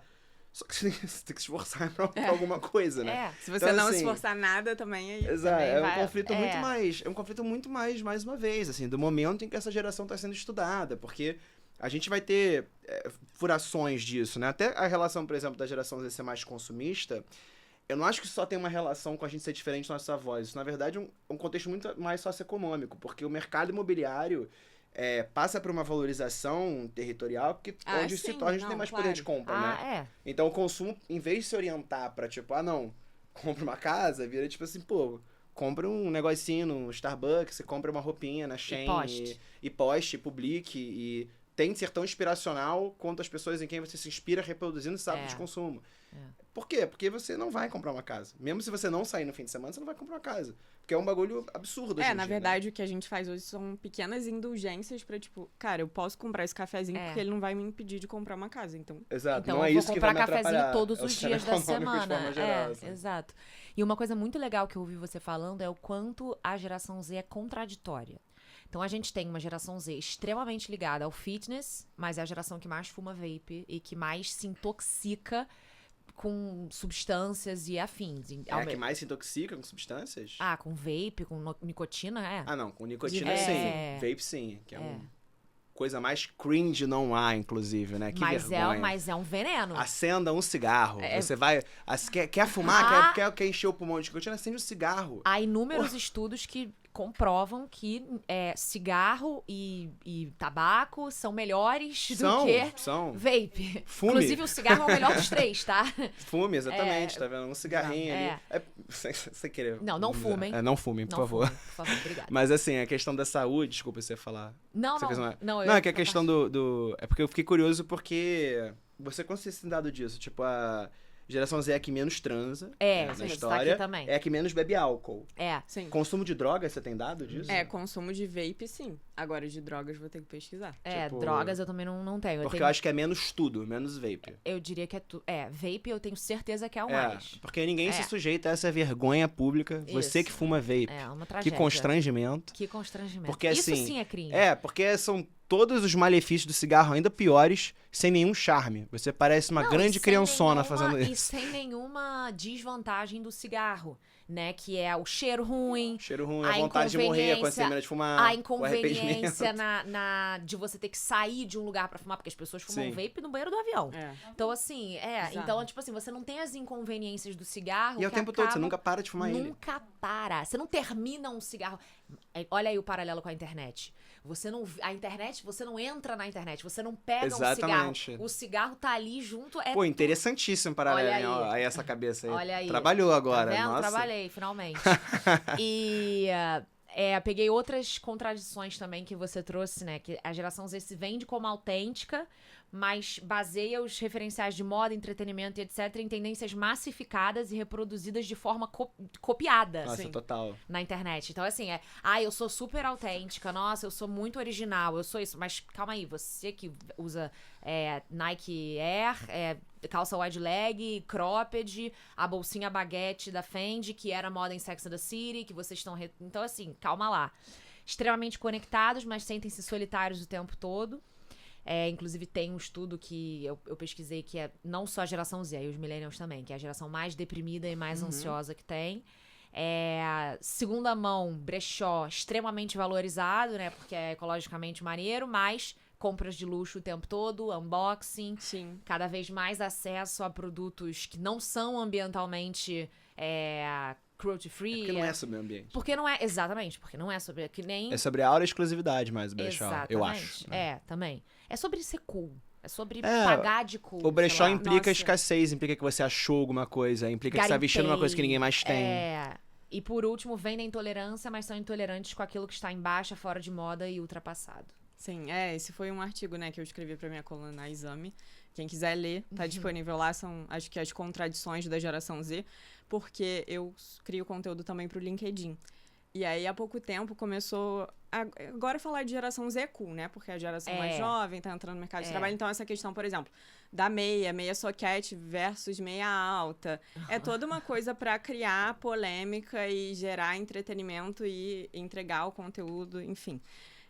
Então, ficou muito fácil falar sobre geração Z, mas de uma pegada generalista. E eu sempre gosto de me apegar aos dados. Então, eu escrevi isso, trazendo um contraponto, e o texto não tem muita conclusão, assim. Fala muito sobre como essa geração, de novo, que a gente estava discutindo aqui, é jovem, então ela está se desenvolvendo, então algumas coisas precisam ser questionadas se são para sempre. Mas porque as pessoas começaram a criar conteúdo dizendo assim, a geração Z é assim, assado, e é assim que você tem que acreditar. E tudo, não existe verdade absoluta, né? Para tudo, e para a geração principalmente. Então, tem esse compromisso de sempre falar que a gente precisa olhar para outras segmentações, fazer pesquisa, enfim. A geração Z é uma geração muito contraditória, justamente porque ela está crescendo e vendo que na realidade não é muito bem assim. Então, a questão da sustentabilidade, eu diria que é a mais forte de todas elas. Porque só se falava que uma marca, para se conectar com a geração Z, precisava ser sustentável. Aí começou o greenwashing. Começou o greenwashing. E aí a pessoa se comunica, mas aquilo não reflete... A marca se comunica, mas aquilo não reflete nas suas ações. O que é muito pior do que ela não falar nada ou pelo menos tentar implementar alguma coisa. Ou mesmo se não tentar, é melhor não falar nada. Com certeza. Sabe? Então começou muito isso, e isso precisa ser muito revisto. E acho que um ponto muito forte também, que inclusive é o meu próximo texto da coluna, se todas as marcas precisam ser engraçadas para se conectar com a geração Z. Porque esse humor cronicamente online se popularizou muito agora. E agora toda marca acha que ela tem o direito de ser engraçada. E, surpresa, quando você tenta ser engraçado, você pior. Não é engraçado. Exato. Você não é quando engraçado. o meme vence. É o Bora Bio, aqueles memes... Nossa, Bora Bio é Nath Morto. Bora Bio. Como é que é aquele outro? Casca de bala, essas tragédias aí que a gente... Eu posso falar porque quando a coluna sai, o podcast já vai estar no ar. Não, ao contrário. Quando o podcast sair, a coluna já vai estar no ar. Eu usei até aquele meme da Zara Larsson, dos golfinhos, pra ilustrar. I just wanna be... Exato. Essa tá... Porque todo mundo começou a usar, Sim. Beleza, engraçado. Só que várias marcas começaram a usar. A primeira, ok, foi engraçado. Agora, segunda, terceira, quarta, quinta, não tem mais graça. Aí eu questiono, será que você realmente precisa ser engraçado pra se conectar com a geração Z? Por quê? Porque o humor é um apelo muito forte pra geração Z. Mas humor irônico, né?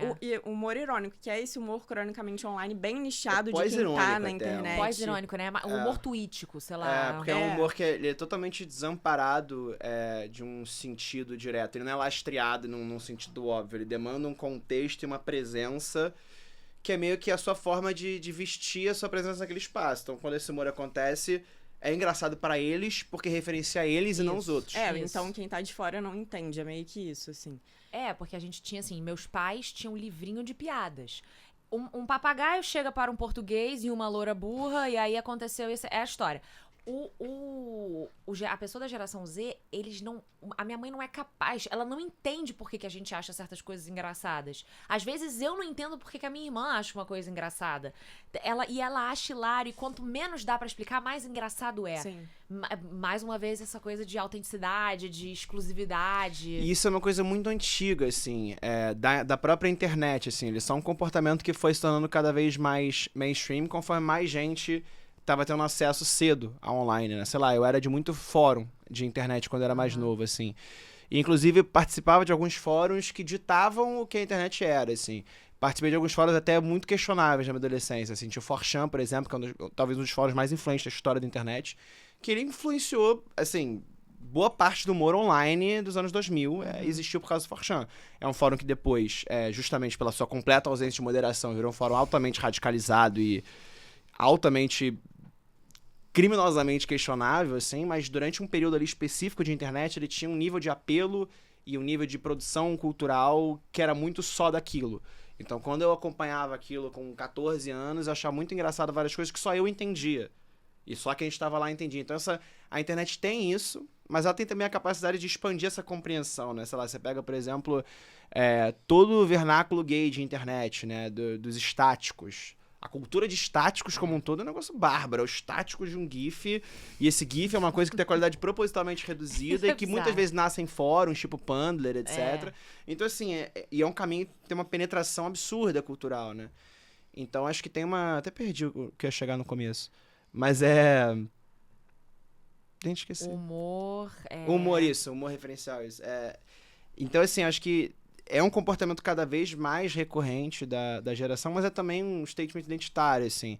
E acho que as marcas ainda não sabem pesquisar isso. Não só porque, assim, agora a gente tá na segunda etapa, né? Primeiro você tinha só um social media estagiário. Acho que é a terceira etapa. Depois você começou a ter um time de branding que tentava criar as coisas por conta própria. E agora as agências voltaram pra jogada. Então, assim, não existe marca que trabalha sem agência. 5 anos atrás, era um deserto, assim, era um faroeste.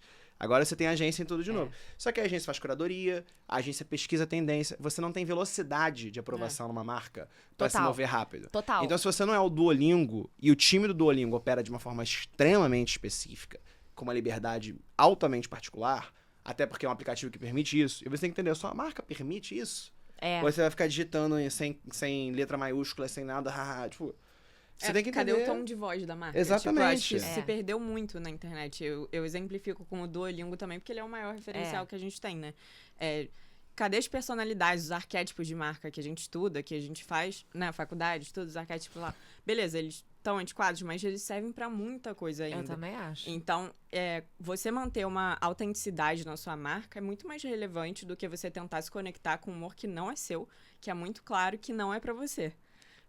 Soa muito mais falso do que você tentar se manter com seriedade ali, mas seguindo fiel a quem você é e adaptando o formato. Porque eu acho sim que tem que adaptar o formato para se conectar com as gerações mais jovens, mas que não precisa comprometer a identidade da marca. Claro. É um mercado com pouca gente que entende verdadeiramente de rede social ainda. É um mercado, assim, muito infantil e muito limitado. Em termos de pesquisa e em termos de liberdade. Você tem muita gente sênior nas marcas e agências que são tomadores de decisão, que não entendem o que estão fazendo. E aí você tem muita agência que replica trabalhos e não questiona como as coisas funcionam. Então, por exemplo, caraca, olha essa trend aqui que acabou de estourar no TikTok. Aí você tem 100 agências que no reporte diário delas, olha essa trend aqui. Aí no dia seguinte, a marca faz aquilo. Então 100 marcas fazem aquilo no dia seguinte. Isso. Não é uma questão mais de fazer em uma semana ou de você conseguir fazer em 2 dias uma postagem. É uma coisa de que, assim, isso tá replicado. E todo mundo na internet sabe. Então o meme vai chegar, quando ele replicar, você vai embora. E é assim que vai acontecer. Só que as marcas insistem em fazer assim. E aí Porque eu acho que elas estão perdidas. tá todo mundo perdido, Tá assim. todo As mundo agências estão perdidas, as marcas... Tem muita gente boa, né? Tem, Só que elas são sufocadas porque a tomada de decisão ainda a minha marca está falando isso. Porque as marcas não conseguem entender a efemeridade de uma postagem. Porque é super efêmero, mas também pode não ser. Também pode acabar com você. Então é muito delicada essa zona. Era melhor que as marcas, na sua maioria, não fizessem nada, né? Tem marca que cabe e tem marca que não cabe. Mas é uma coisa que suja muito o espaço de comunicação. Ninguém gosta, sacou? Tipo, o Blue Sky tá ótimo, inclusive, porque não tem marca nenhuma. Eu falo muito assim pra os clientes da consultoria. Cara, se você não tem equipe pra criar conteúdo pro TikTok, não cria. Exatamente. É muito melhor do que você tentar replicar o conteúdo do Instagram, que é completamente diferente. Não vai dar certo, você vai se frustrar. E você vai cobrar resultado, às vezes, do estagiário, que é o social media. Porque se não é uma agência contratada que atende 20 clientes ao mesmo tempo, Exatamente. é um a pessoa que é estagiária sozinho. e até domina a linguagem das redes sociais, mas não tem a capacidade, nem know-how, nem expertise para fazer um conteúdo de uma marca milionária. A pessoa sobrecarregada, né? A gente falava na faculdade sobre ser diretor de arte ou redator. Aí a pessoa, tipo, diretor de arte, redator e diretor criativo de 5 marcas diferentes. Exato. Ao mesmo tempo, e tem que produzir 5 posts no Canva. Não vai rolar, galera. Ou 5 vídeos engraçados, e aí fica aquela coisa, tipo assim, cara, Cringe. como que eu insiro a minha marca nisso? Não, cara, tipo, é uma coisa básica. Em vez de você inserir a sua marca, faça uma publicidade onde você consiga produzir um Canva, não um site Canva, né? Mas um Canva branco, né? Uma pintura em branco, um quadro em branco que as pessoas possam preencher. Pô, eu pego o Brett da Charli XX, que é altamente estudado como um exemplo disso, porque isso, é só E Brett. é um álbum muito bom, além de toda a E comunicação. é um álbum maneiro dessa discussão geracional também, porque ele foi muito rejeitado por muitos millennials, assim. Sério. Eu acho absurdo. Ela é minha artista pop favorita, mas assim, existe uma discrepância já, um não entendimento, porque é um hiperpop, né? Tá, entendi. Até, tipo, intuitivamente você escuta aquilo e fala, cara, isso é muito geração Z. Que é sujo, é um volume, tipo, é uma despreocupação, é muita coisa ao mesmo tempo, é hiperestimulante. E muita gente acha ruim o som dela. Muita gente mais velha, assim. Já tem um entendimento Mas eu diferente. entendo, porque Mas não, aí não isso- gostam. Tipo, eu adorei, mas eu entendo. É, porque é muito... É isso, é geracionalmente muito diferente também. Mesmo ela tendo 30 e poucos anos. Então, mas aí é que tá. A minha avó acha as músicas da minha mãe uma bosta. Minha mãe acha as Sim. minhas músicas Sim. uma bosta. E eu provavelmente vou olhar pras músicas que meus filhos vão ouvir e vou falar, gente, isso é só barulho. E isso eu acho que tá Não, o muito... trap é um fenômeno Eu ia falar ótimo isso disso. agora. Isso é uma coisa que é geral. Isso, acho que faz parte, isso é uma certeza da vida. É, e é uma coisa que tem... Eu fui no Rock in Rio no dia do trap, fazer um trabalho pra uma marca, assim. Quando eu tava tipo, cara, não acredito que me botaram nesse dia, meu Deus do céu. Porque a única experiência que eu tenho com trap é a caixa de som na praia, tocando do meu lado, Sim. trap. Que antes fosse um pagode, um samba, não me Antes. incomodaria em nada, mas assim, aquele grave naquela caixa, pô, estourada, é muito ruim.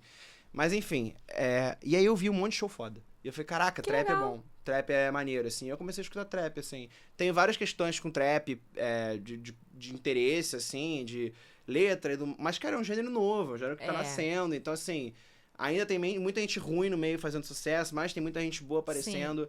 É um lugar altamente inventivo, é um lugar que convida a um grau também de contracultura e rebeldia muito é o funk grande. há anos atrás. É. Ele ainda vai se reinventar, Exatamente. porque o funk mudou muito. Exatamente. O funk era melody, virou um negócio menos melody, virou um negócio extremamente Proibidão. sujo. Aí agora tá um negócio meio... Agora tá E vai se confuso. tornar cada vez mais palatável pra gerações que ficam, tipo, não entendo esse trap. Sabe? Exatamente. É muito fácil não entender trap, É. porque realmente, assim... Não né? é um negócio democrático no sentido de agrada a todos. Não É. é. Não é. Mas é uma questão de entender o que você tá procurando gostar ali. Exato. Porque o que uma geração abaixo da sua tá procurando gostar é diferente do que você tá Com procurando. certeza. E é uma geração que não tem referencial de guitarra, né? Exatamente. Então, assim, é muito exatamente. diferente. O nível de rebeldia que elas estão procurando musicalmente, o nível de barulho. Pra mim era uma guitarra estourando, pra eles é um grave que treme a casa inteira, né? Sim. é. Eu acho que a gente também tem que ter muito cuidado pra não ficar com esse olhar pra o que é novo, de isso não é legal, isso não é. Por exemplo, eu não gosto de trap, mas eu olho assim, ok, tem quem goste, eu entendo, faz parte de um gênero novo que tá mudando muita coisa na indústria da música, pra gente também não ficar igual as gerações que vieram antes, porque sim, tem pessoas, inclusive, essa percepção que eu tenho vem de pessoas de gerações anteriores que sempre tiveram a visão pra inovação. Então, de aceitar o que é novo, eu quero ouvir mais sobre isso, igual você fez. Eu quero pesquisar, porque senão você fica obsoleto e você fica uma pessoa chata. E fica muito míope nas suas leituras de E tudo. você tem que entender o que é gosto pessoal. Eu posso não gostar de trap, não combina com o meu gosto, mas eu entendo o papel dele, eu entendo o que ele tá fazendo nesse contexto, eu entendo as motivações, onde ele quer chegar, Você outra pode, coisa. É isso, é porque a internet programa a gente pra gostar de algo ou ser contra algo. Exato. Né? Tudo. Você não pode só não gostar de alguma coisa. Não pode. Né? Vira uma coisa... Porque a sua identidade também é baseada no que você não é. E na internet você tem que falar tudo que você é e tudo que você não é. Então assim, se aquilo não sou eu sou contra aquilo que não sou eu. Então essa hiperindividualidade é muito hostil, porque tudo que não parece com você, você repele. Não tá ali orbitando, não é uma coisa que... Não, você repele, você detesta, né? E isso eu acho muito doido também, assim. É um momento... Apesar da gente sempre ter trocas geracionais, acho que é um momento muito singular, assim, de produção cultural. Com assim, certeza. Tipo, muito diferenciado. Muito por causa da internet. Sim. Gente, eu tinha aqui mais pauta pra gente falar, ia falar do amor, ia falar... Mas assim, cara, A já gente tem falou 1 muito, hora né? e 40 de episódio. Então acho que eu vou encerrar por aqui. Vou só pedir pra vocês definirem a geração Z em 3 palavras. Eram 3, eu anotei uma. Pode? Pode ser uma, eu vou falar as minhas, tá? Propósito, velocidade e desapego. Peraí. Pode deixa ser eu ver uma, minha pode ser uma anotação. frase, pode ser um meme, pode ser um objeto. Vai, Bia. Como é que é uma palavra? Uma palavra, uma frase, um objeto, Questionadora. Boa. Com certeza. Acho que tá muito em propósito, velocidade. Acho que... Em definição, hiperindividualidade e... angústia. Boa. Vocês gostam da geração Z? Acho que... Desculpa, fala. Eu tenho que gostar de quem eu sou, né? Acho que é insano falar que eu gosto de uma geração ou não, né? Eu acho que, Aham. assim como em outras gerações, eu gosto de pessoas da geração Z. Mas Não você gosta do concordo. que eles representam? Acho que eu sou obrigado a, pelo menos, empatizar com o que eles representam. Senão eu vou me tornar reacionário. Entendi. Tá. Adorei nosso papo, gente. Foi, assim, um turbilhão de informação. Extrapolou completamente o tempo, mas é isso. Eu espero que vocês tenham gostado. Não se esqueçam de se inscrever no canal, compartilhar esse e outros vídeos com aquela amiga ou amigo que tá precisando de uns bons conselhos e que tá querendo se informar. E segue a gente nas redes sociais. Eu vejo vocês semana que vem. Beijo!